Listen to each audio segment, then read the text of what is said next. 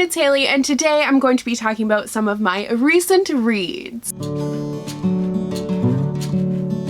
I know I could have gotten like a little bit more dressed up, which I usually do for videos, but I was just too comfy in my sweater, so I just kept it on. This is my merch. I'm not even trying to self-promo, but while I'm wearing it, I feel like it's appropriate, but if you wanted to check it out, the link is down below, but it's literally so cozy, and I just didn't want to take it off, so we're doing a casual video today. But this is the second time that I am doing this recent reads video, so just in case you missed the first one, the idea of this is instead of doing monthly wrap-ups, every 5 or so books that I end up reading, I will do a recent reads video where I give you basically mini reviews for all the books that I've read recently. So since I have read another 5 books, it is time for me to do another one. I've had some great reads. I've been doing really well with getting out of my slump, figuring out what I need to climb out of it. And I actually haven't DNF'd a book in a little bit. I do have one DNF in this list here, but let's just get into what I've read. Also, if you guys wanted to hear about a specific book that I read, I will have the timestamps in the description box down below. So first up is Warrior of the Wild by Tricia Levenseller. She is the author of Daughter of the Pirate King, which I really enjoyed. It's a duology that's pretty steamy, but has like a fantastical pirate element to it as well. So it was kind of equal parts action and romance, but that's not what we're here to talk about today. Today, we are here to talk about this book, which was very interesting. This is a fantasy standalone, so it is like the unicorn of the fantasy world, but it follows Rasmira, and Rasmira is her father's heir, and she has decided that she wants to be a warrior, so she has trained her entire life to become that. But then in her coming of age trials, they end up getting sabotaged, and she's cheated out of her spot of being a warrior and ends up being banished by her own father to this monster-filled wilderness. But she does have the opportunity to come back. However, the quest that she has to complete in order to come back is pretty much impossible. So she has to kill this god that has been terrorizing their people for centuries and centuries in order to earn her way back into society and reclaim the honor that she has lost. I think the thing that intrigued me the most about this story was the god killing thing. That just sounded so fascinating to me. I love when deities and creatures or characters really that are seen as so omniscient and powerful are brought to a level of humans where they can be basically killed or harmed in any way. So that I thought was fascinating. And then we got the monster-filled wilderness, and that world building with these monsters, it was so gory, a very interesting fantastical world. The story is Viking and Norse mythology inspired, and I really got a lot of that, especially the Viking part. It's definitely very brutal, but it's not Vikings as I've really seen them in other books. It was an entirely new take on that, and I loved that. A big theme for this book was female empowerment and kind of a female doing what men usually do, and that being totally fine and that being a completely normal thing and totally valid. Like, I loved that message that came across through the character of Rasmira. She had everything going against her. I mean, her own father banished her to the wilderness and gave her this impossible task that he totally knew she would never be able to accomplish, but she was never really discouraged by the fact that it was pretty much a worthless mission. She still believed in her ability to actually do it and be able to earn her place back in society. And then she comes across 2 boys, so they have also been banished in previous years. We have Soren and then we have Eirik. So Eirik was my favorite character. I loved him so much, and I was honestly more intrigued by his storyline than I was Rasmira's. So Eirik and Soren know each other, and Eirik is missing his boyfriend, so he fell in love with this boy back at home, but then he ended up being banished because he failed his trial, so he just wants to get back to his boyfriend. But conversely with Rasmira, Eirik and Soren have pretty much given up and they're just trying to survive. So parts of this story are a fighting back against the man and all of that, but the other part is kind of a survivalist story where they're in this wilderness with absolutely nothing and just trying to make it through every single day, especially with all the monsters, but I already talked about that. What I want to talk about is the relationships here. So the 3 of them kind of form this unlikely group that was really fun to follow. Like I said, Eirik was great. He's so sarcastic and witty, and I just love that in a character. And then we have Soren, and Soren was a character who kind of warmed my heart, but at the same time, he was a little bit one-dimensional. I found I didn't care about him as much as I did Eirik, but I did care for his relationship with Razmira. There was a really healthy relationship demonstrated, and I love the fact that Razmira is just this independent woman, and she's like, I don't need any help. I'm just trying to get back where I belong, to get back to my sister. She has a great relationship with her sister as well, which was really fun to read about. But Soren wasn't discouraged at all. He was like, nope, like, I owe you, so we are going to continue to work together whether you like it or not. The story carried a lot of elements through it. It had the romance going on in there. It was more of a slow burn and wasn't really as much of a focus as it was in Daughter of the Pirate King, but it also had a lot of action and a really interesting world. I feel like if you are kind of getting tired of fantasy and feeling like it's all the same, this was a really great one for me because it was pretty different. I've never really read anything, or at least nothing that I can think off the top of my head of, about this monster-filled wilderness and fighting for survival in that kind of space. It definitely, because of that setting, it reminded me a little bit of the first Hunger Games book in a lot of elements, and it was very different than that because it was fantastical, but I feel like if you enjoyed that aspect of the Hunger Games and survivalist things, you might really like this. One of the things that I love about Tricia Levenseller the most, that I'm learning from what I've read from her so far, is that she doesn't write very complicated stories. They're easy to immerse yourself in and understand the world and all of the characters and connect to them, at least for me. My reading experience with her books is really a book that is jam-packed with a lot of action and a lot of different things, but it has a nice balance of those elements. It has a nice balance of plot and of character and romance and all of that stuff. So they make great quick reads, and I've had fun reading all of her books. So I gave this one a 3.75 out of 5 stars overall. I thoroughly enjoyed it. It was a lot of fun, but I didn't love it, which is why it didn't quite get to the 4-star rating. So after that, I picked up a book that I ended up DNFing, and I cannot find it anywhere for the life of me. I have no clue where it went, but that was The Beholder by Anna Bright. So this was a sort of Odyssey Cinderella mashup retelling, and it follows the main character Sella, and it opens up with a rejected proposal, literally in the first like 10 pages, so I'm not spoiling anything for you, I promise. But we have that Cinderella element in the fact that there's sort of this evil stepmother who has made this plan. She's orchestrated this whole thing to get rid of Sella, so she has made her this whole journey, basically a grand tour of Europe, but in each of the locations that she's stopping at, she has to meet a potential suitor, and she can only come back home if she is engaged. I ended up DNFing this book at 217 pages into it. I was expecting something very different than what I got, so I thought I was going to get a lot of romance, kind of swoon-worthy fantasy romance, but what I got was a whole lot of confusion and a whole lot of nothing. My absolute main issue was the world building. I could not tell you what was happening with the world. There was obviously, like, Europe was kind of a thing because there were places that were like Sweden and like Russia and like England, but there was also New York, which I think was where she was from, but they weren't actually called that, and it wasn't like, the geography didn't really make sense, but nothing was explained with that, so I was just like, I have no clue where this is set. I have no clue what this world is actually like, and in order to understand the movement of the characters and the politics of the world, I need to understand the world at least a little bit, but everything was like named and given weird names, but it was never explained what it was, so I just kind of felt confused the entire time, which made it really hard for me to immerse myself in the story. So I knew that she was going to be going to these different places, meeting these different suitors, and I was like, maybe the romance will redeem it a little bit for me, but I was 200 pages in, and it's not that big of a book, and I wasn't really getting that romance that much. There were kind of hints and inklings at a romance that was happening, and I did like that, but the pacing was just so slow that it couldn't carry it for me. So unfortunately, I gave up on it, and I decided that it just wasn't for me. I don't know if it was gonna get better in the end or my opinion would have changed, but I didn't really care enough to continue reading. I liked Sella as a character, but I was just so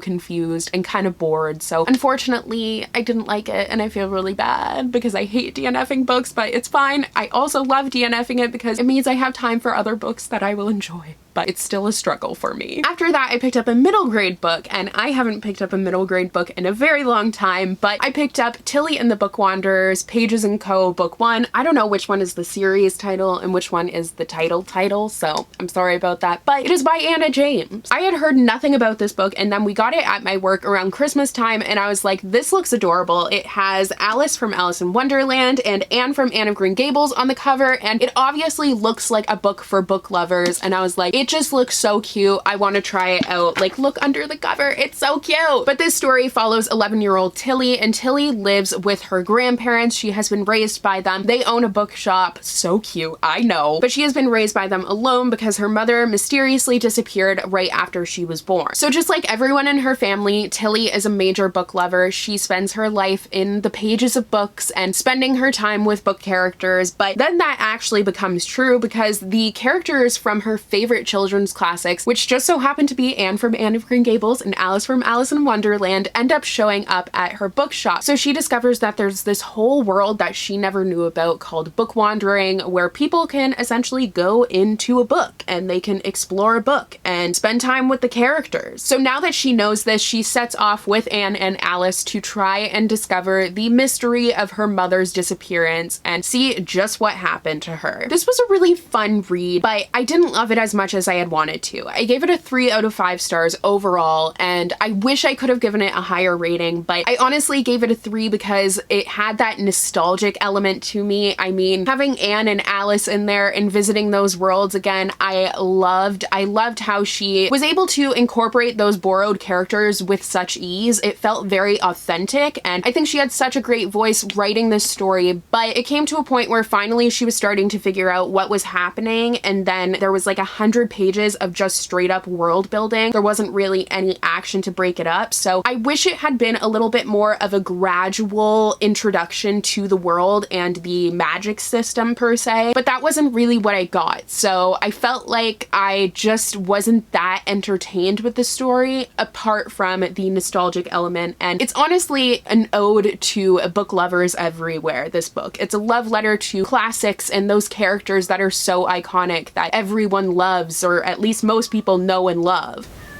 Ella is very distressed. So while I wished for that more gradual immersion in the universe, I did still have a fun time reading this story because it was one that was so close to my heart because it was talking about some of my favorite characters, and the setting was awesome, and the characters overall, even the ones that aren't borrowed characters, were very likable and lovable characters. The relationship between Tilly and her grandparents, I just loved it. It warmed my heart. So overall, it was a really heartwarming and fun story, but it just was a little bit lacking for me, so I gave it a 3 out of 5 stars. I already told you that, but it's fine. That's just a reminder for you. Next, I picked up This Time Will Be Different by Misa Sugiura. I'm sorry if I'm pronouncing that incorrectly, but this is an ARC, obviously. The finished copy cover is gorgeous. I am obsessed with it, but it's fine. I have this copy. I'm still happy to have read it, and I ended up pre-ordering the finished copy before I had read it, but I'm glad that I did because I thoroughly enjoyed this book. So before I forget, it is coming out on June 4th, and this follows CJ. It's the story of her mother, and her Aunt Hannah, and her aunt have kind of teamed up to try and save their family flower shop, which has been around forever. It is a really iconic place and important to their family. Her aunt believes in flower magic, which is just a really cool concept where essentially if you give someone a certain flower that has a certain meaning to it, it will help them to achieve something. So like if they go on a date, you give them a flower that symbolizes hope or like love or something like that. I'm really bad at describing that, obviously. But CJ's mother doesn't see the value in it. The shop has been losing money forever, and she just wants to be done with it. So she wants to sell it, and obviously Hannah and CJ don't want that to happen, but matters are made even worse when her mother says that she's going to sell the shop to their family's enemies, which are the McAllisters, and they have a very hard relationship because back in World War II, when Japanese Americans were sent to internment camps, including CJ's grandparents, the McAllister family swindled CJ's grandparents out of a ton of money. This book wasn't really what I was expecting at all, like in any sense of the word. There was a ton going on that I didn't know was going to happen because it's not in the synopsis, but it was nice to just be surprised with it and have those layers revealed to me very slowly. My feelings about this book are very similar to, what's it called again? With the Fire on High by Elizabeth Acevedo. It's up there, that's why I'm looking up there, but they're both stories that are so layered and have a lot more going on beyond the synopsis and what that tells you, and that's why I really enjoyed both of them. There are a lot of important issues dealt with in this story, including race and how to be an ally. There were LGBTQ plus issues that were brought up because CJ's best friend is lesbian and she is talking about how to be an ally for her but not really overstepping. There are also elements of prejudice toward particularly Asian races that are brought up, and I learned a lot reading this book. Admittedly and like embarrassingly, I didn't know that internment camps even existed, and they were in Canada too, but I didn't know about them until like last year. I don't remember ever learning about them in school, which is absolutely terrible in the education system failing me, to be honest. But this book explained the history of that and also went beyond that and kind of how you move on after that. These age-old grudges and what the people who were so terrible to these races now have to do, what responsibility they have. And it doesn't even apply to just Japanese people. It applies to so many races out there where white people were being systematically racist and now they're just like, oh, it's fine. Like, it brought to mind the South in America and the fact that they would have Confederate flags all over the place and these monuments to these people who were absolutely terrible to Black people, and only recently did that come to light and were these things taken down. So I think it did a great job of dealing with things like that, and I loved the fact that pretty much all of the main characters and most of the side characters were all Asian, so it was great representation, and I loved how culturally rich the story was and the element of flowers and their different meanings and how much this flower shop meant to CJ and her aunt and the legacy that her family had left behind. It just was so heartwarming to learn about. The family relationship was one of my favorite elements of the story, but I also really loved the romance. I wasn't really expecting a cute sort of rom-com romance in here just because the synopsis is pretty intense, but you do get a really cute like rom-com romance that had me swooning so much, and I was just like, oh, adorable. The characters overall, particularly the teen characters, were very flawed, but they were very realistic. This is one of the books that I would really turn to have an accurate representation of teenagers and what it's like to be in high school and in that awkward stage and so hormonal and also like trying to figure out who you are at the same time. Like, high school is horrible, and I think this did a really good job of representing that life stage well. I think that the writing was also very strategic. The reveal of information was slow but very methodical, and you kind of piece together elements of the story and the history and the backdrop of the family flower shop, but also of CJ's character as a whole. I loved the fact that not everything was just revealed and built up at once. I liked waiting for it, and it kind of kept me on the edge of my seat. So I think this is a really fun read, but I also think it's extremely impactful and important, and you will learn a lot while reading it, and I think that is one of the reasons why we should be reading. So I gave this a 4 out of 5 stars. The only reason it wasn't a 5 out of 5 is because at the end it kind of turned toward the melodramatic, not in the sense of what the drama was and the arguments. It was just kind of a lot of rehashing of the same things, and I felt like it dragged the story on a little bit too much for my personal taste. And finally, we have the book that I finished last night. I stayed up to finish it. I would have read it all in one sitting, but I had to edit a video and upload it, unfortunately. But when it came time for bed, I picked it up and I didn't put it down until I finished and reached that very last page, and that was Josh and Hazel's Guide to Not Dating by Christina Lauren. This is actually an adult romance, so it wouldn't necessarily be appropriate for teen readers. Obviously, everyone is different, but be aware that there are sex scenes in it. But adult romance is a genre I'm slowly making my way into. I'm not going for like the mass market paperbacks or anything like that, but like these ones, I don't know how to describe it. There are certain ones that I'm interested in, but other ones not so much. But this is definitely one I'm so glad I read because it was so cute. So this follows Josh and Hazel, obviously, and it's told in dual perspective, which I loved. But Josh and Hazel have this history of not dating, but meeting in awkward ways. Basically, Hazel always makes a kind of fool out of herself, air quotes, in front of him. She's like puked on his shoes and stuff and sent an embarrassing email when she was high on drugs from getting her wisdom teeth out, so they just have a long history. But Hazel is very eccentric. She's very different and unapologetically her. She's not afraid to be who she is no matter what other people say, and because she's such a free spirit and doesn't really have a filter and just lives her life, it makes dating a bit hard for her. But Josh, on the other hand, is completely the opposite. He's very mellow and kind of straight-laced, but they met in college and haven't seen each other in 10 years until they do, and Hazel is absolutely determined to become Josh's best friend. After his girlfriend cheats on him, they decide that they're going to go on double dates together, but they're blind double dates where they're setting each other up with someone else, and romance. Honestly, this was so cute. I loved the characters so much. Josh and Hazel and Emily and Dave and her mom and just everyone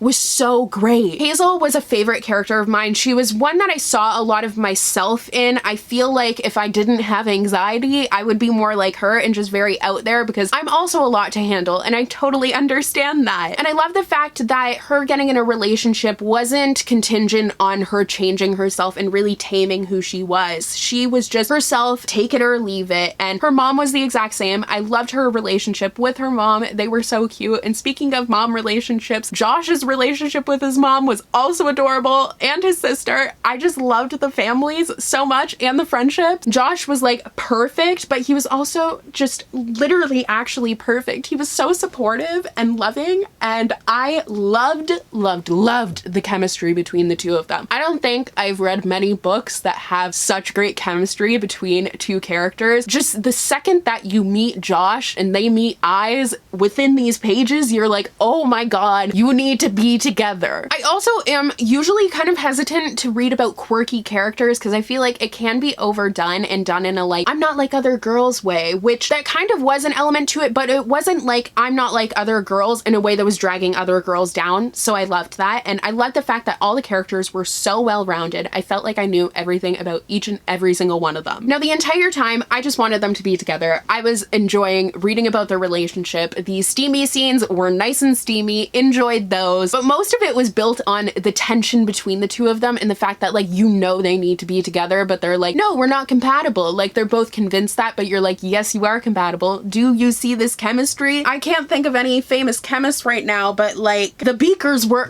overflowing with chemistry. Now, I gave this a 4 out of 5 stars overall. I know it seems like I would give it a 5 out of 5, maybe a 4.5 actually, now that I'm thinking about it, but I also like just finished it, so it might be just because I'm so, it was so good. But my rating isn't a 5 out of 5 stars because of the ending. Zoe from Read by Zoe is the one who read this first and recommended it to me, but we talked about this and I wish that the ending and the drama there had been different. There are kind of two elements of drama at the end, and I felt like the one was enough to carry the story. The other one wasn't necessary and it was just annoying. It also came out of absolutely nowhere. There was like no foreshadowing for it or anything, so I was kind of like, what? No. But once that was over with, I was really happy. And Zoe mentioned this too, but I do wish that her job had kind of been brought into it a little bit more, because she is a school teacher and it's adorable, and I just think she would make such a great school teacher. So it would have been cool to hear a little bit about that. But overall, I was very satisfied with my reading experience. This was a great adult romance to start out with, and I gave it, I think I will settle on a 4.5 out of 5 stars. So those are all of my recent reads. I feel like I go on and on and on in these videos, but I hope that you guys are still liking them. I'm trying to go a little bit more into depth so you can decide if these books are for you or not. But I hope you guys liked today's video. If you did, don't forget to click that subscribe button and then click that bell icon so you'll be notified whenever I post. I post new videos every Monday, Wednesday, and Friday. And if you have read any of these books, please let me know your thoughts on them, or if you're planning to read them, also let me know. And yeah, thank you so much for watching, and I'll see you in my next video. Bye!